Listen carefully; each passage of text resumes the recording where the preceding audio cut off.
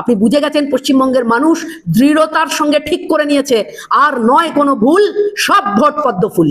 তাই আমরা জানি আপনার এই ভয় আমাদের ভালো লেগেছে। আপনি যতই লক্ষ্মী এলো ঘরে বানান দিদি, বাংলা থেকে লক্ষ্মী ঘরছাড়া হয়ে গেছে। বাংলার মা বোনেরা বলছে লক্ষ্মী আর ঘরে নেই। পশ্চিমবঙ্গে এটাই হচ্ছে ছবি। আন্দোলনকারীদের আন্দোলন করতে দেবে না, কারণ আন্দোলন হচ্ছে একটা গণতান্ত্রিক পদ্ধতি। কোনো পদ্ধতি এরা মানে না। তৃণমূল কংগ্রেস, এদের কাছে গণতান্ত্রিকতা মিথ্যে হয়ে গেছে। আইনের শাসন চলে না এখানে, শাসকের আইন চলে। এক্ষেত্রেও আমরা তাই দেখলাম। আশাকর্মী বোনেদের বলবো, যে বিষয় নিয়ে আপনারা আন্দোলন করছেন, অর্থাৎ মাসিক বেতন 9,000 টাকা, এই দিনে, আজকের দিনে 9,000 টাকায় কোনো সংসার চলে? তৃণমূল কংগ্রেসের নেতারা বুঝবেন না, তারা বুঝবেন না। তার কারণ তাদের তোলায় সংসার চলে, তাদের সংসারের যা চিত্র, তাতে সেখান থেকে যে উপরি আয়, ফলে তারা এটা বুঝবেন না। কিন্তু আপামর আশাকর্মী বোনেরা, তাদের পরিবার কি করে চলবে সে কথা কেন ভাববেন না? তার মানে বাংলার মানুষকে আপনি একটাই পথ দেখাচ্ছেন, যে মাইনে দেবো 9,000, তারপরে কাটমানি খাও, চুরি করো, পারলে ভালো থাকো। কেন বলবেন? কেন আপনি সেই পথ দেখাবেন? সুতরাং আশাকর্মী বোনেদেরকে আমি বলেও এসেছি আজকে আসার পথে, আপনাদের চ্যানেলের মধ্যে দিয়েও বলছি, আপনাদের আন্দোলনে আপনারা জারি থাকুন। আন্দোলনই একমাত্র নির্দেশ দেখাবে, আন্দোলনই আপনাদের পথ করে দেবে। পথই পথের নির্দেশ দিয়ে দেয়। তাই আপনাদের আন্দোলন যেন সঠিকভাবে রূপায়িত হয়, সেইটাই প্রার্থনা করব আপনাদের সকলের কাছে। মুখ্যমন্ত্রী তো নিজেই স্বাস্থ্যমন্ত্রী, ওনার তো সবই বড় বড় কথা, ওনার তো পুরোটাই মুখে মারিতং জগৎ। উনি তো বলেন শুধু, করেন না কিছু।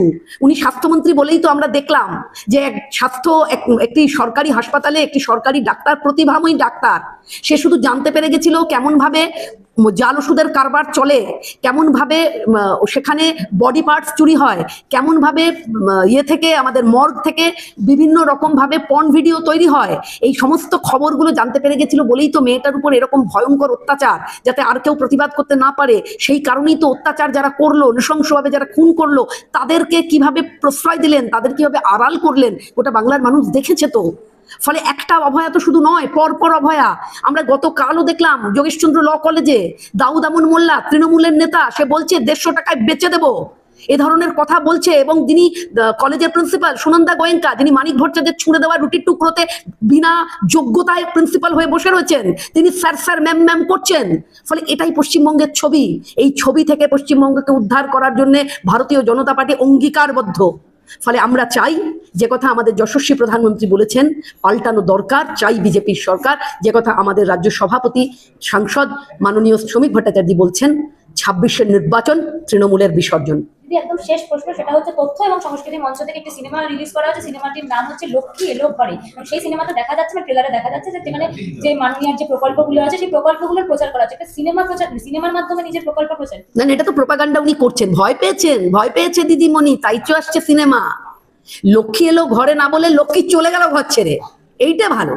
লক্ষ্মী আসলে চলে গেছেন দিদি, আপনি এটা বুঝে গেছেন, যার জন্য আপনার মুখ চোখ দেখলে মানুষ বুঝতে পারে যে আপনি কি মানসিক পরিস্থিতিতে আছেন।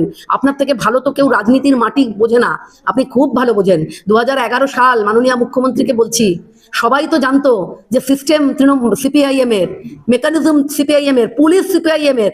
আপনি জানতেন যে মানুষ ঠিক করে নিয়েছে ভোট তারা কাকে দেবে।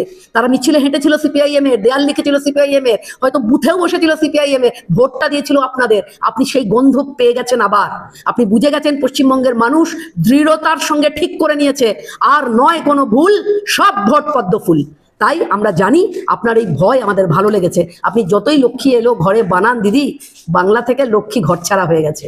বাংলার মা বোনেরা বলছে লক্ষ্মী আর ঘরে নেই।